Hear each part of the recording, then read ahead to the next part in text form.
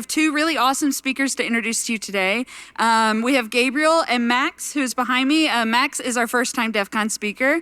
So please welcome them. They will be talking about, actually the title of their talk is Silent Signals, Exploiting Security and Privacy Side Channels in End-to-End Encrypted Messengers. So let's give it up for these guys.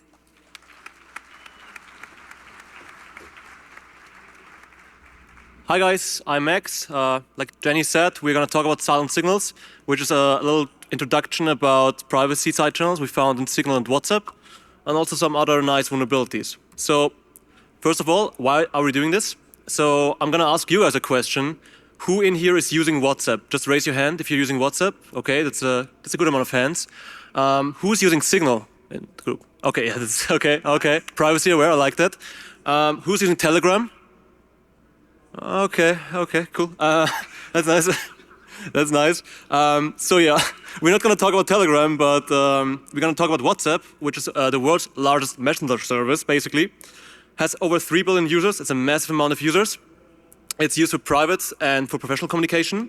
So private, maybe some of you guys use it every day. Some of you guys maybe only use it for this one family group chat they have to be part of.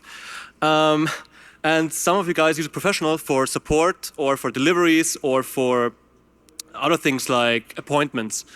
And compared to Signal, WhatsApp is massive, but Signal is also, again, like I've seen, important for privacy-aware users and maybe some government officials. And it's only 70 million users strong, but I guess all of these users are quite privacy-aware. So for this talk, remember that anyone using these apps is affected by the findings that we are going to demonstrate.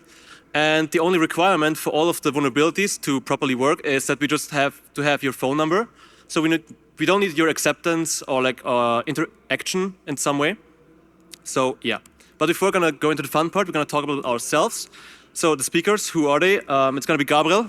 He's a PhD candidate at the University of Vienna. He's also a talented security researcher at SBA Research. He's also a cellular networks and mobile security expert, and he's been a speaker at multiple conferences like previous DEF CONs, Black Hat events, and a lot of academic conferences as well. And then there's me on the other hand. Hi, I'm Max. I'm a master's student at the University of Vienna. I wrote my bachelor thesis with this guy. That's how I know him. And I'm also a bug bounty hunter, and I'm also super terrified since it's my first time speaking at DEF CON. I've met so many amazing and smart and also crazy people, to be honest, which makes me more terrified now, not because of the crazy people, but because I now have to fill out some really massive shoes. So I'm gonna try my best here. So how did I get here? Everything started as my bachelor thesis, where I just needed a semi-positive grade to graduate. And I went to Gabriel to ask for a nice topic, and he actually said that we could look into WhatsApp and poke around WhatsApp, which we did. And this escalated in me graduating, which is quite cool, and also us discovering vulnerabilities which affected billions of users, which is also nice. But for this, we needed also a little bit of help of a small team where we basically validated our findings, improved our findings, found new stuff, and also made important and valid research for the community out of this. And this is where these beautiful people that you can see in the bottom down here come into play. They were helping us at SBA Research, also finding new vulnerabilities with them. And yeah, it's also a really small team. So initially it was basically Gabriel and I. So we basically, we were not a massive state-funded hacking group. We're just some really motivated security researchers who just like to poke around at stuff. And this proves that you can as well find security vulnerabilities in such massive systems like WhatsApp and Signal. So yeah, go there. And yeah, also one of the guys is here as well. It's Philip, it's the guy that's spinning right now. So he's down there if you want to talk to him as well. He's also a really, really smart guy. And yeah, now I'm going to give over to Gabriel, who's going to give you a small crash course on mobile instant messengers. Yeah, thanks, Max. We'll have some slides about background. It's just a short introduction to make sure that everybody's on the same page and everybody understands the concepts that are relevant and important to understand our vulnerabilities that we discovered and the issues that we found. Today we talk about end-to-end encryption, but also there was a time before that, and there's still many messengers that do not use end-to-end encryption, but basically any messenger has transport encryption. So this means when the messages, when they are sent from a smartphone to the platform, so to the platform operator, to the server, they are encrypted. Usually this is done via TLS. And it's nice because it protects against the local eavesdropper, maybe also against free letter agencies sitting at internet exchange points. But of course, like the messenger application, like the platform operator, they could still see the clear text message and still read the content of your messages. And example for this kind of encryption are TikTok, like direct messages on TikTok or Snapchat, and also default messages in Telegram. On the other hand, we have end-to-end encryption. So this is the stuff we will talk about today. And in this case, usually there's transport encryption on top of that, but in this case, like the messages are really encrypted between the two ends, so between the two communication parties. In this picture, it's two smartphones, and when the message traverses the platform operator, it is encrypted with a key that only the two parties know. So the message operator, the platform operator, cannot read the message. And it's basically just responsible for forwarding the messages to the right party. Of course, there's still a lot of metadata that could be inspected, but yeah, the message is confidential now. And this breaks lawful interception, so especially in Europe, there is a big discussion about this. But yeah, it's a great improvement in terms of privacy and confidentiality. And as you probably know, WhatsApp and Signal are both using this kind of end-to-end encryption.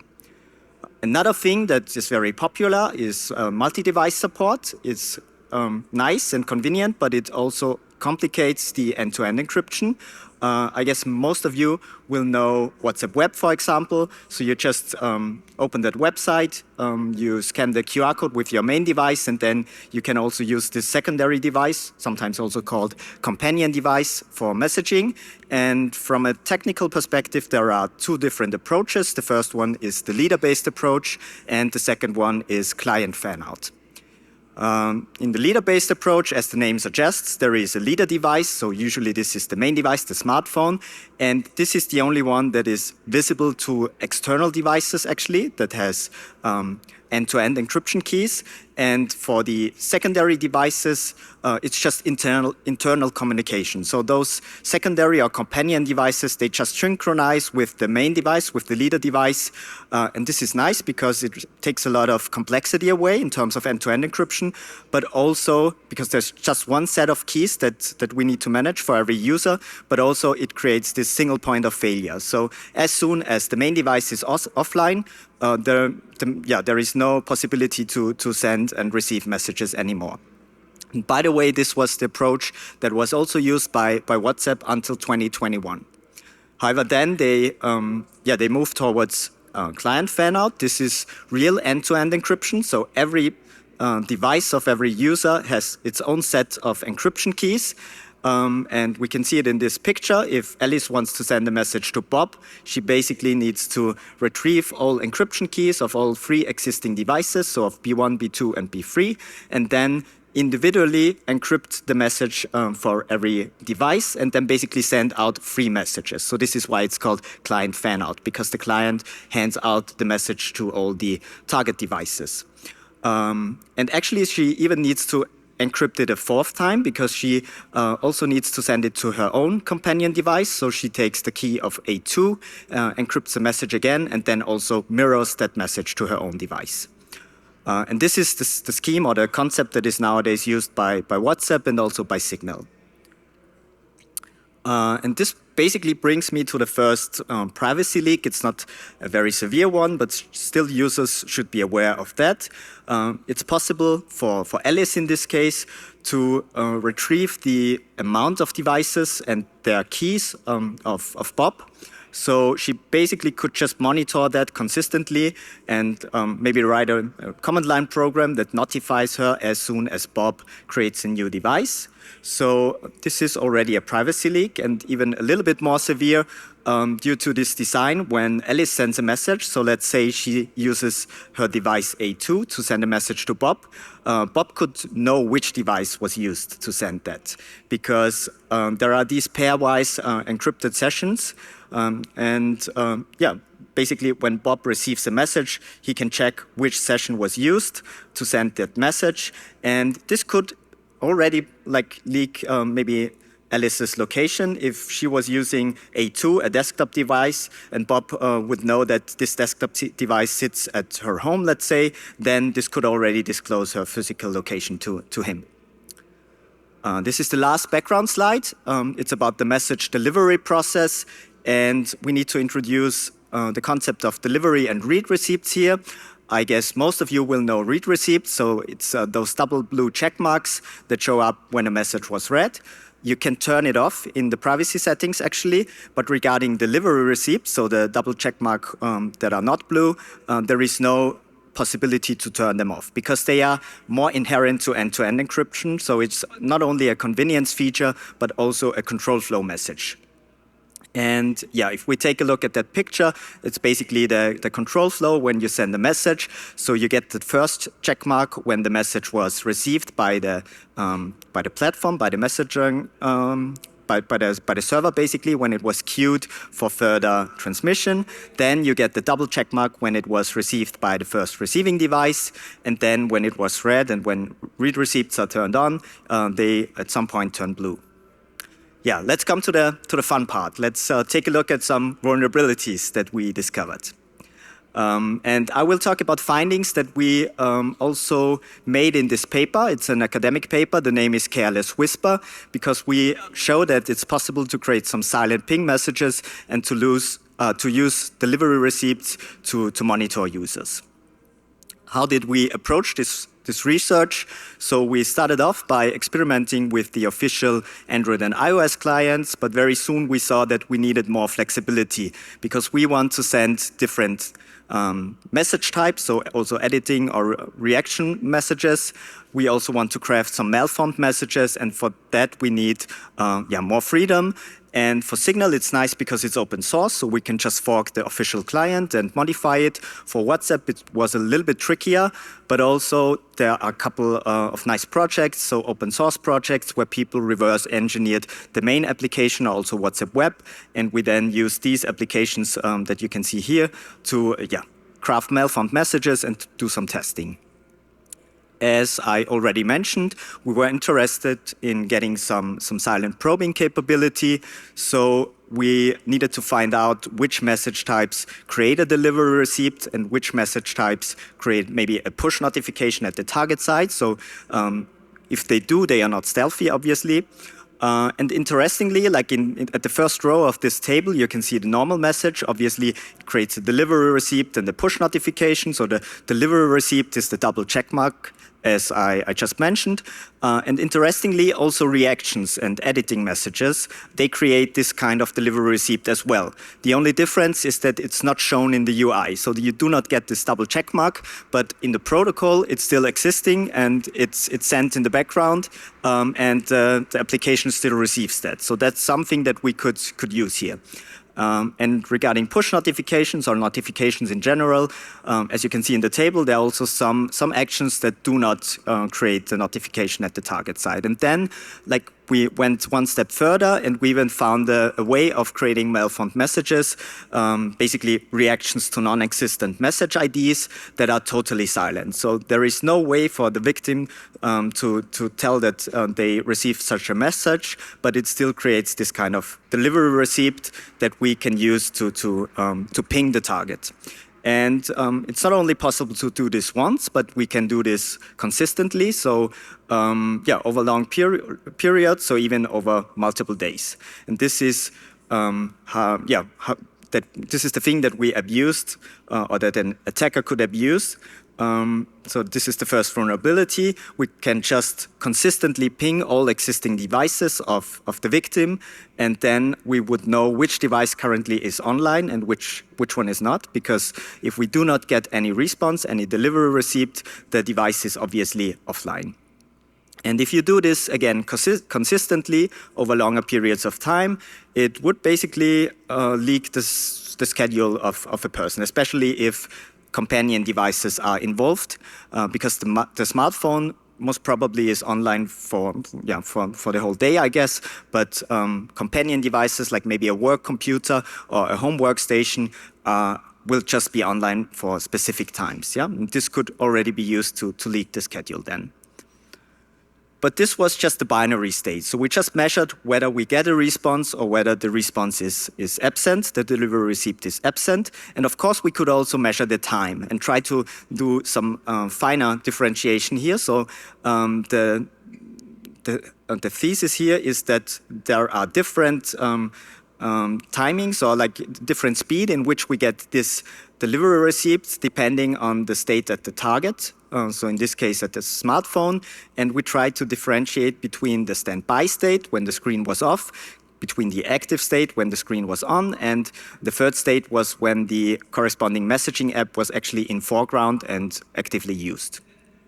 And it turns out that's totally possible. So at the left side, you see a graph, a figure, and at the y-axis, there is the latency, so the round-trip time of that delivery receipt, which has consistently probed the target device. It was an iPhone, and you can see that the round-trip time differs between the white area, where the phone was in standby state, and the orange area where the phone was active, so the screen was active. And this didn't just only work on main devices, but also on companion devices. So on the right side, you see a browser. This was a Firefox using WhatsApp Web, and we could actually differentiate between the phases where the browser tab was active or the browser tab was not active, so any other tab was active or the browser was minimized. So if it was active, the delivery receipt got triggered immediately, and if it was in standby, more or less, it took 3 seconds. And this brings me to our first demo.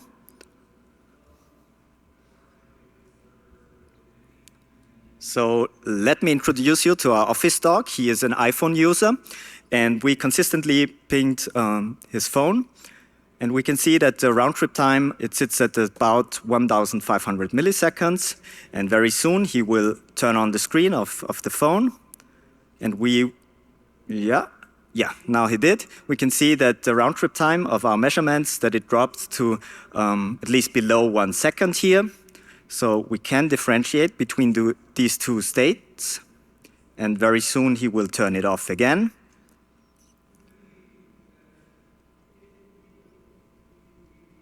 Now he did, and we can see that the round-trip time again raises to a higher level. So again, it stabilizes at about 1,500 milliseconds.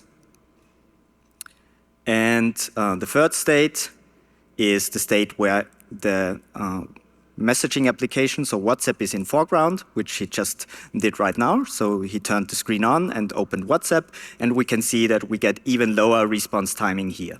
So it's below 500 milliseconds. And as soon as the screen is turned off, we can see that it again raises to the baseline, so to the standby level right now. So yeah, I think that shows that you can really differentiate between those three states.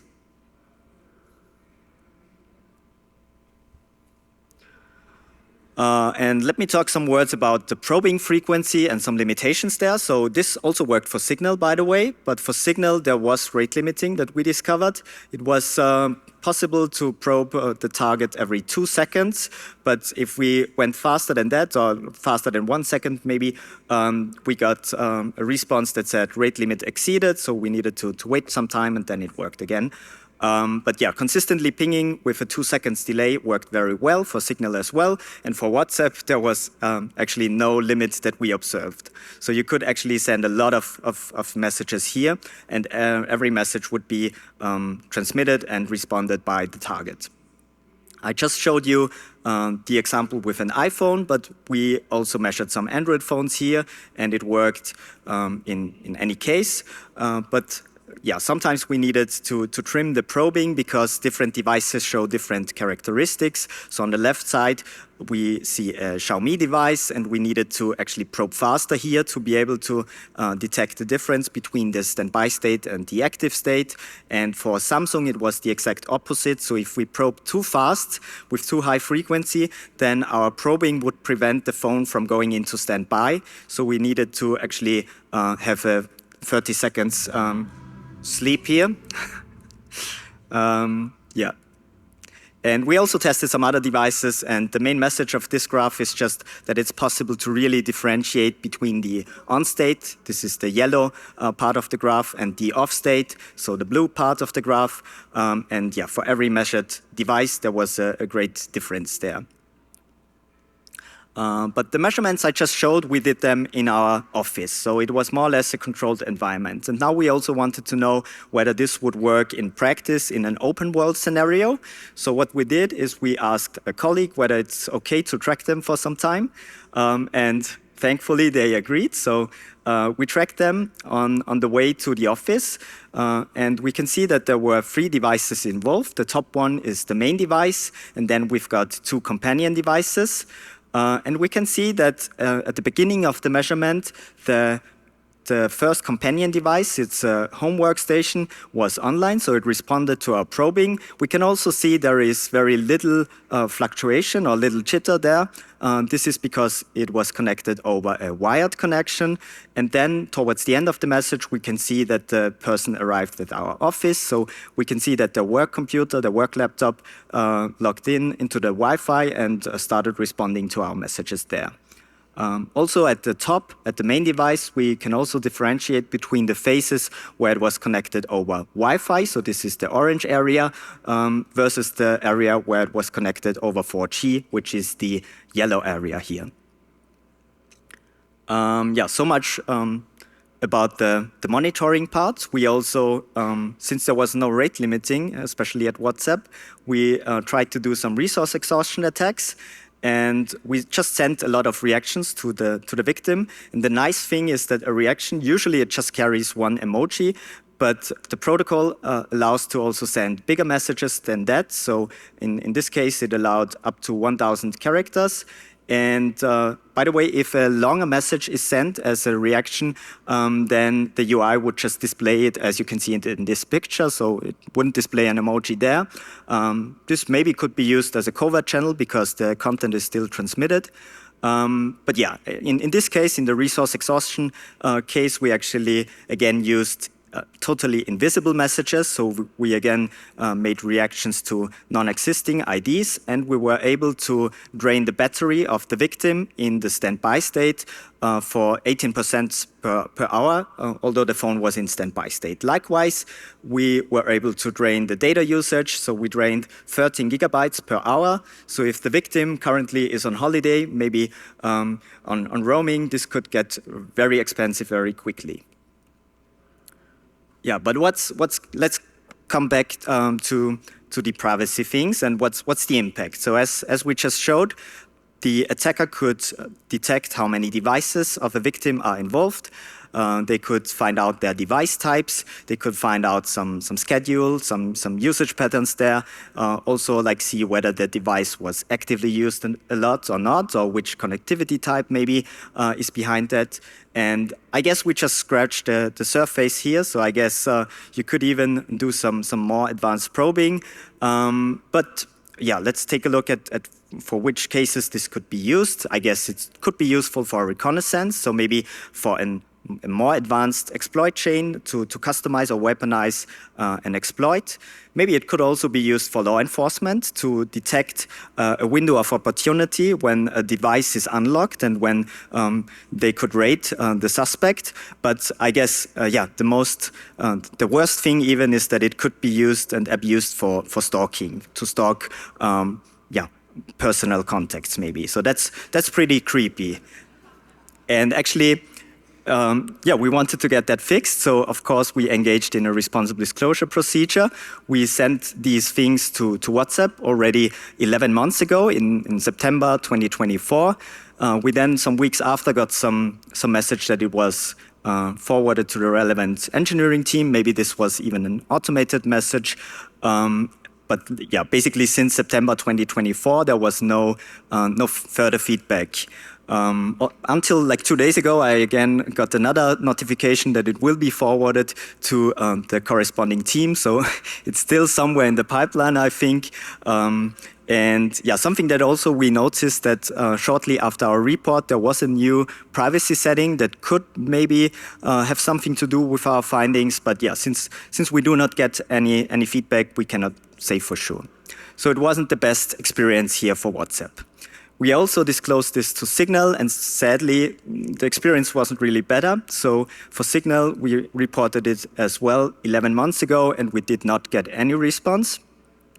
And yeah, now I can hand over to Max for the second vulnerability. Hi guys, me again. So while we, with Gabriel's talk, focused on the message receipt mechanism of WhatsApp, for the second paper, which is called Pre-key Pogo, we are messing around with the pre-key mechanism of WhatsApp. So again, we have to do a little bit of background on this. Here we have 3 pre-keys in WhatsApp, and all of them have a certain purpose. And all of these keys are bunched into a key bundle and are individual for each device. Like Gabriel explained, there's the client fanart architecture. So basically every single device has this bundle. And we have the identity key, which is static and generated during the device setup. We have the signed pre-key, which is medium term and rotated every 30 days. And we have the one-time pre-key, which is ephemeral and single use only. And this one is going to be the most important one. So every time we're going to talk about keys missing, it's going to be the one-time pre-key.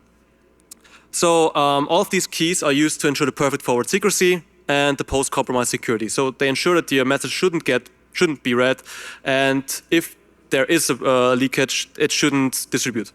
Yeah, all of the 3 keys are combined into a bundle and are used to initiate a new conversation. And this is where we're going to jump now into some Bob and Alice action, where we have the server in the middle. We have Bob and Alice who regularly upload their pre-keys, which can either be done by a threshold for the one-time pre-key, for example. So there's a level of pre-keys that have to be on the server, and if Bob undermines this, he's basically forced to push new pre-keys. Same goes for Alice, or on expiration, when the signed pre-key, for example, every 30 days expires, we also have to push new pre-keys. And for a conversation, Alice basically requests Bob's pre-keys. Bob's pre-key bundle will be returned by the server. With this, she encrypts her message, adds her pre-key as well in order to establish the end-to-end encrypted channel. And once Bob receives this, it's basically now an end-to-end encrypted channel, and both then can communicate without the server reading the message. This is where we come to our question that we asked ourselves: what happens if there are no one-time pre-keys left anymore? And for this, we wrote a custom client which repeatedly requests the keys. It also monitors the amount of keys that are left on the server, and it also detects the moment the keys are refilled. So this is really cool. And this is where we're going to jump now into the vulnerabilities. And here we can see again that we can again track the online state of the device. This time by repeatedly querying the pre-key bundles of the server and draining the one-time pre-keys. We can now basically see if a device still uploads these one-time pre-keys. And if there are basically pre-keys left, we receive a pre-key bundle with one-time pre-keys. And if their device is offline, the pre-keys cannot be pushed basically, so they are drained, they are on 0, and if we request some, we don't get any. And if we monitor this, we can assume, or we can see basically when a device turns offline, or when a device turns online. Like we see, for example, down here, we see that the smartphone is online the whole time, so it basically is pushing pre-keys regularly. And the work computer used to be online, is pushing pre-keys, so we can retrieve them, but at some point there are no pre-keys on the server left, and it turns offline. It's the other way around it also works. So we didn't get any pre-keys, and then we get pre-keys, so we can assume the device turned online. So this is pretty cool because with Gabriel's methodology, we had to interact with the end client in some way, which doesn't mean that the end client will see something. It's still super stealthy, but in this case, we only have to interact with the server, so the server does all the dirty work for us. So if we do this now on a bigger scale and across multiple devices, we can notice that there are certain characteristics between these devices. So the pre-key behavior, the refill behavior is based sometimes on state, but mostly based on the operating system. And this can be used for device fingerprinting. as we can see on the table. We will show it visually, so it's a little bit more clear. But just remember, like 100% success rate means that the device doesn't update, can't upload pre-keys anymore, so it's offline basically. So visually, this looks like that, where we have on the left the iPhones, and we have here multiple different iPhones, and we basically ran our drainage over 3 hours, over multiple states in standby, Wi-Fi, 4G, and we noticed that the iPhone is really, really slow in pushing those pre-keys or filling up these pre-keys again, compared to the Android side of things, where you can see way more blue, which means that there are pre-keys left on the server, or basically updated on the server. Especially the Samsung was really fast across all the states.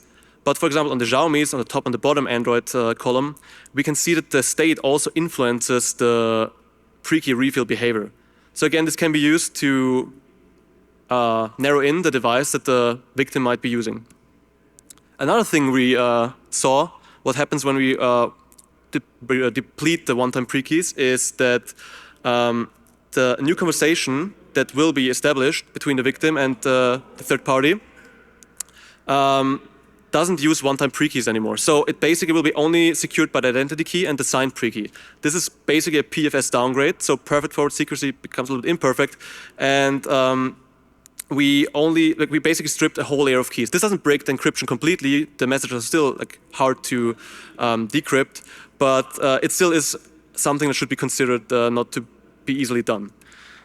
Another way we figured out how to disclose the OS is by looking at the initial values for the IDs. So you get basically a JSON struct back from the server, which also has some IDs. And if we check these IDs, we see that there's an implementation difference between the Android version of our WhatsApp and iPhone version of WhatsApp. So for example, in the signed pre-key column, you can see that the Android initial ID is 0, while it's randomized in the beginning for the iPhone. And on the one-time pre-key, the ID is random, and it starts with 1 on the iPhone. So again, it's a really easy way of figuring out how, which device the victim is using. And the same goes also for the desktop version. So we can also differentiate between the different desktop client versions, web, macOS, or Windows as well.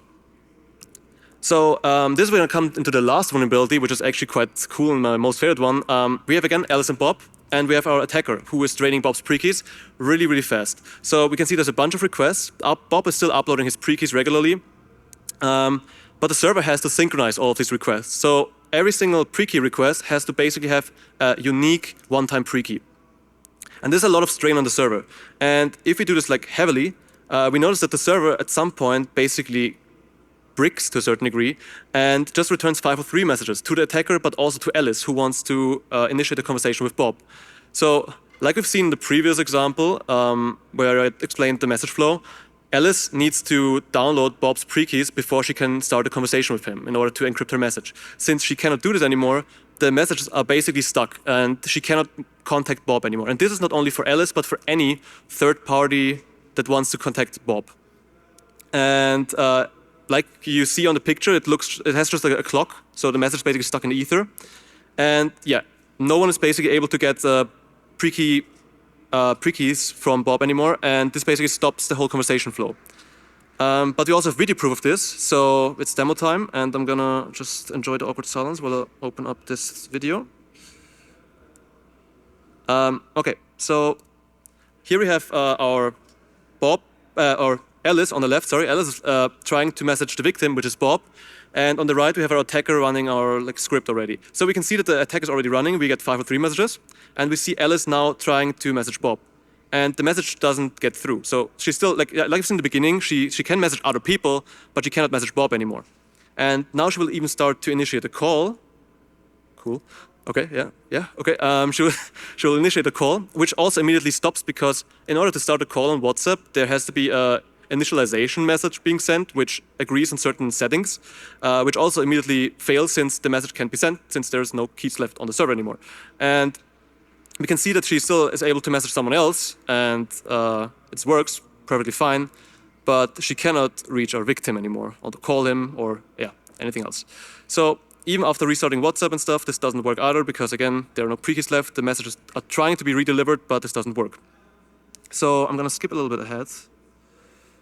Should be good. So we're gonna stop our attack in a few seconds. Like you will see on the right side that we will cancel the script. which will be in any second now. Yeah, okay, now we stopped it. And the messages are still not being sent because they're like on cooldown now. But as soon as our initiator restarts the phone, we will see that the messages will be re-delivered and now will be actually showing up on the victim side of things, side of the screen. So yeah, now the messages appear, and we successfully basically denied of service, DOSed our victim. Yeah, thank you. Thank you, guys. Thank you. Thank you. Thank you. Thank you. Thank you. Okay. So yeah, I guess you guys understand this is really bad. So it hinders basically everyone from establishing a new conversation with our target, which is super annoying for users. It's also really annoying for reporters that maybe want to meet up with informants and they cannot be contacted anymore, so they're basically silenced. And it's also really not so good for business, I guess, since you can run no appointments, you have no support anymore, you have no orders, you cancel drugs or whatever you want to do over WhatsApp. This doesn't work anymore. So again, I guess this is really bad for business. So for the privacy leaks of things, we basically have the same issues that Gabel already said and the same attack vectors that we have here, but they're a little bit more stealthy since we don't need to interact with the client directly anymore. It still was really stealthy already on Gabel's side of things. I don't want to talk it down, but this time we only have to just interact with the server. So yeah, it's quite cool. Of course, we saw the issue here and we reported the findings to Meta on March 28, 2025. The issue was closed on March 30th, 2025. And it was flagged as a duplicate to Gabriel's report, which doesn't make a lot of sense since we showcase different vulnerabilities, use a different mechanic, and yeah. So we argued with them a little bit, but have gotten no answer so far. So yeah, there's that. That's when I give now to Gabriel, who's gonna explain how you might be able to fix this mess, and yeah, gives you some takeaways as well. So thank you, guys.